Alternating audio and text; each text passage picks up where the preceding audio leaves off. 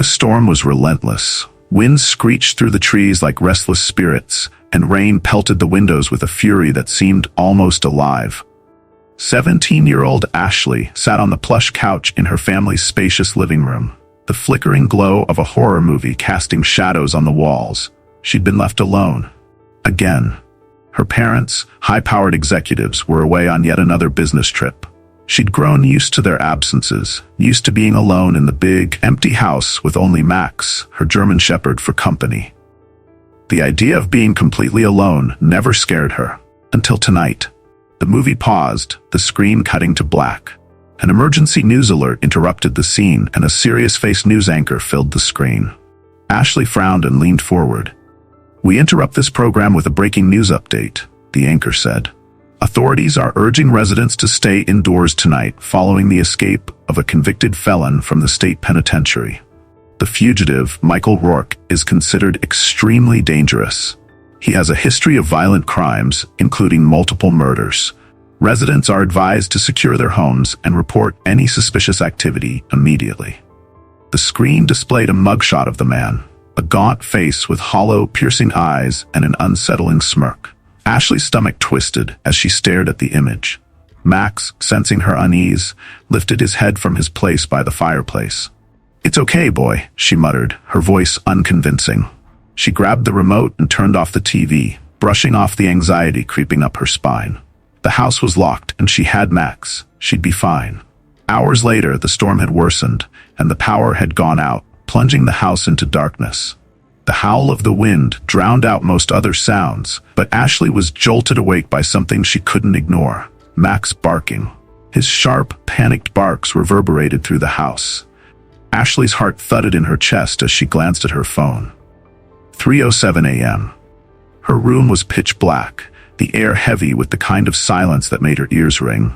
She swung her legs over the side of the bed and slipped on her slippers. "Max?" she called softly, grabbing her phone to use as a flashlight. Max's barking continued, frantic and unrelenting, coming from the direction of the living room. She crept down the stairs, each step creaking beneath her weight. As she reached the bottom, the barking stopped abruptly. The sudden silence felt more terrifying than the noise. Her phone's light caught the living room, revealing Max standing rigid near the kitchen doorway, his fur bristling, teeth bared, and growl low and dangerous. Her breath caught when she noticed the back door. It was wide open, the rain driving in and pooling on the floor. The cold air prickled her skin. "I locked that door. I know I locked it." "Max," she whispered, her voice trembling. She started toward the door to close it when she felt it, a hand clamping over her mouth. Not a sound, a low guttural voice growled into her ear. Ashley froze, her heart racing as a rough hand gripped her wrist. The man yanked her backward into the kitchen, his strength overwhelming. Her flashlight fell to the ground, the beam illuminating a pair of heavy boots and the glint of a knife. "You scream and it'll be the last thing you do," the man hissed, dragging her toward the kitchen table. Ashley fought against his grip, kicking and thrashing, but he was too strong. He shoved her into a chair and quickly bound her wrists with a coarse rope he pulled from his pocket. His face came into view and her blood ran cold. It was the man from the news, the escaped convict. "Nice place you've got here," he said, his voice casual but dripping with menace. "Bet your parents left you all alone, didn't they?" Ashley's mind raced, her pulse pounding in her ears. She glanced toward Max, who had crept closer, his growl intensifying. "Call off the dog," the man barked, pointing the knife in Max's direction. Ashley shook her head, trembling. "Please, don't hurt him." Before she could finish, Max lunged, his powerful jaws clamping onto the man's arm. The convict roared in pain, dropping the knife. The clatter of the blade on the floor jolted Ashley into action. She began struggling against the ropes, twisting and pulling with all her strength. Max fought with unrelenting ferocity, but the man was strong. He managed to throw the dog off, sending Max crashing into the cabinets. The dog let out a pained yelp, and Ashley screamed, tears streaming down her face. "You're gonna pay for that," the man snarled, turning back to her. But Ashley had freed her hands. She grabbed the knife from the floor and slashed at him wildly, grazing his arm. The convict bellowed, his rage palpable.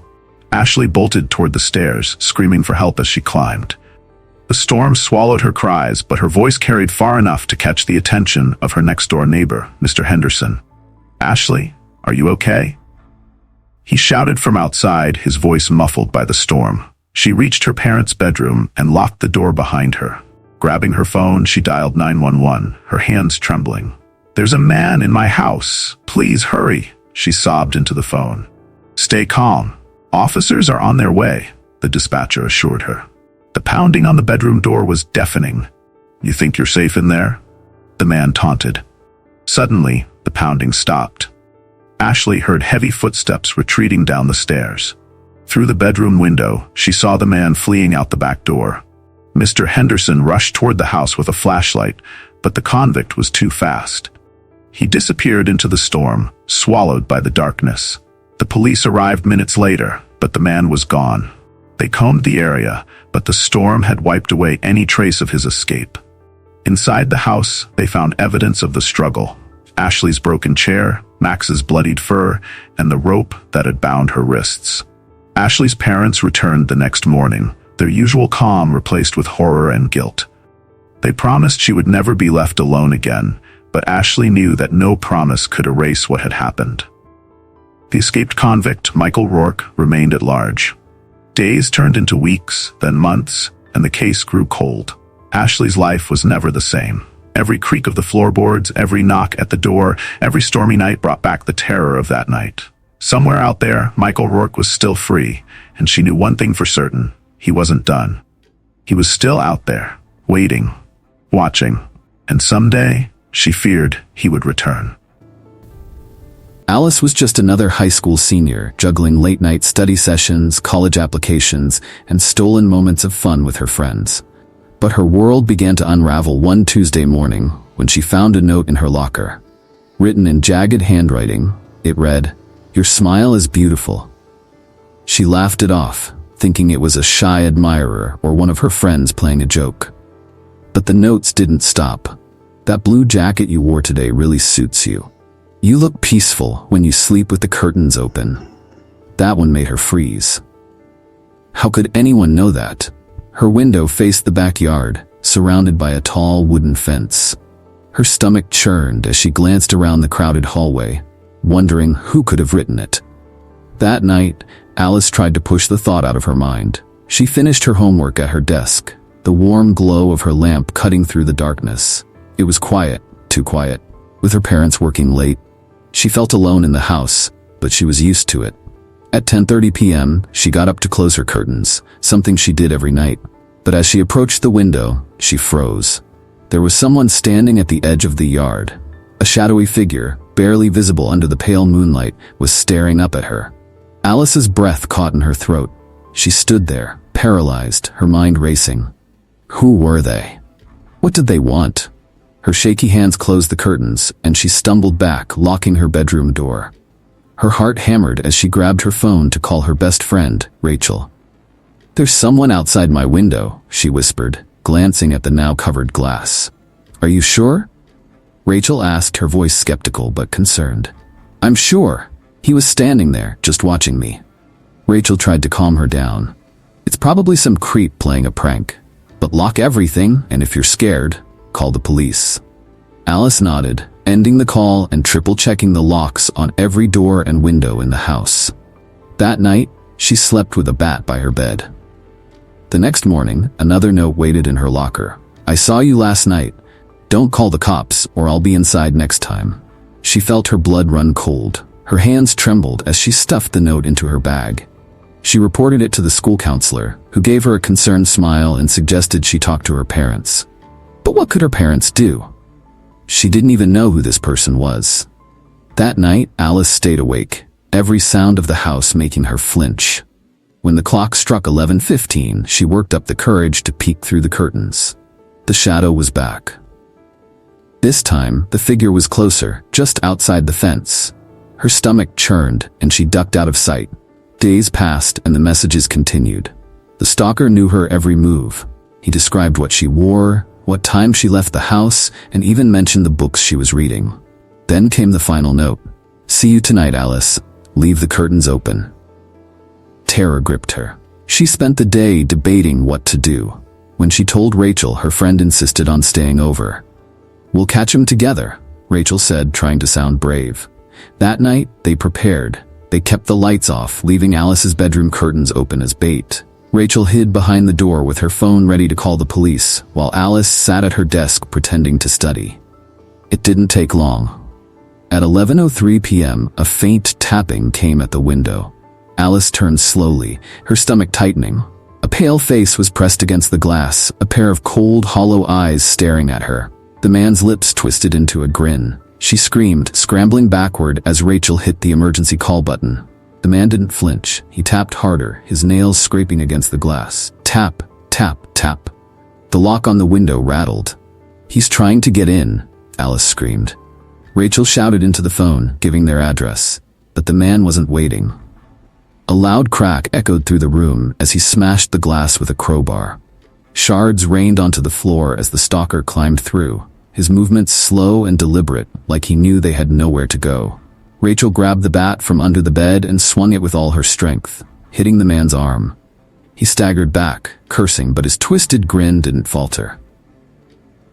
"You're making this fun," he growled, advancing. The sound of sirens in the distance broke the tension.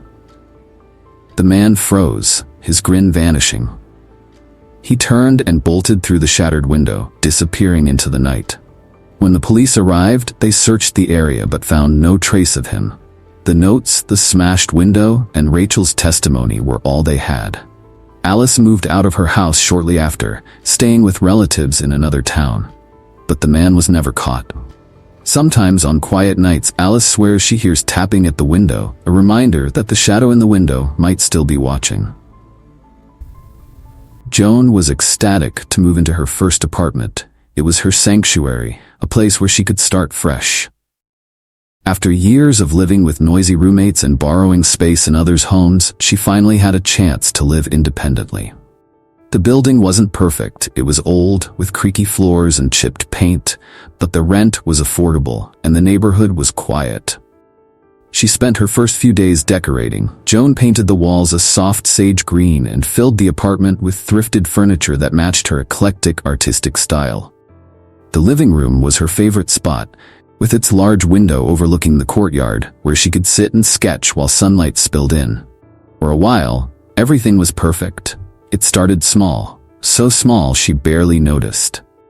Late at night, as she lay in bed scrolling through her phone, Joan would hear faint creaks and thuds. At first, she dismissed them as the sounds of the old building settling or her downstairs neighbors moving around. But the noises persisted. One evening, while she was washing dishes, she heard a faint, shuffling sound. She froze, listening intently. It wasn't coming from above or beside her. It sounded like it was coming from below. Joan tried to shake it off, laughing nervously to herself. "It's an old building," she whispered, drying her hands. "Old buildings make noises."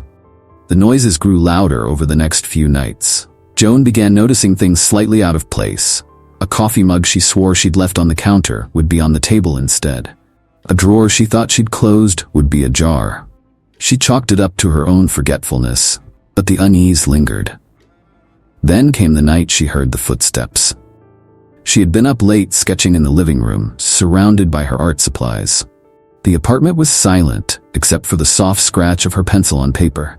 Suddenly there was a faint but deliberate sound, the unmistakable creak of floorboards under someone's weight. Joan froze, her pencil hovering above the paper. The sound wasn't coming from her apartment, it was beneath her. Her heart pounded as she crept around the apartment, following the noise. It stopped by the time she reached the living room. That's when she noticed the floor felt strange. One spot felt hollow. Curiosity mingled with fear as she crouched down and ran her fingers over the wooden planks. Her hands brushed against a faint seam, a hidden panel. Joan hesitated, every instinct screaming at her to leave it alone, but she couldn't. She pried it open, revealing a dark, narrow crawlspace beneath the floor. A rush of stale, cold air hit her face, and she recoiled. Shining her phone's flashlight inside, she saw a small, cramped space, barely tall enough for someone to crawl through. Her stomach churned as the light illuminated a tattered sleeping bag, crumpled fast food wrappers, and an empty water bottle. Then she saw the Polaroids. Dozens of them were scattered across the floor. Joan's shaking hands reached for one. Her blood ran cold as she recognized the subject of the photos. They were of her. One photo showed her sitting on the couch sketching. Another captured her cooking in the kitchen. Her heart raced as she flipped through the stack. There were photos of her sleeping, photos of her brushing her hair, photos taken from angles that could only mean one thing. Someone had been inside her apartment. Her breath hitched as she noticed a newer photo, the edges crisp. It was of her standing in the living room. Tonight. Joan slammed the panel shut and backed away, her mind racing.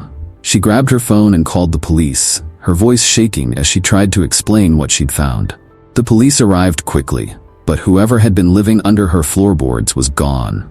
They found more disturbing evidence, a small notebook filled with rambling, obsessive notes about her, what she wore, what time she woke up, her favorite foods. The officers assured Joan they'd increase patrols in the area and promised to investigate further. But as she lay awake that night at her friend Sarah's house, she couldn't shake the feeling that someone was still watching her. The next day, Joan returned to the apartment with her landlord to begin packing her things. She didn't want to stay there another night. As they stepped inside, her stomach dropped. The panel in the floor was open. Her landlord muttered something about how kids these days must have snuck in, but Joan wasn't listening. Her eyes were fixed on the kitchen counter where a new Polaroid sat. It was a photo of her sleeping at Sarah's house the night before. On top of the photo was a note, written in the same jagged handwriting as the journal. "You can move, but you'll never hide from me." Joan never went back to the apartment. She moved to a new city and changed her phone number. For months, she lived in fear, jumping at every sound, checking every corner, and sleeping with her bedroom light on. But the terror didn't end. A year later, on a rainy night, Joan received an envelope in the mail. Inside was a single Polaroid of her standing at her new apartment window. The shadowy figure under the floorboards was still out there, watching, waiting.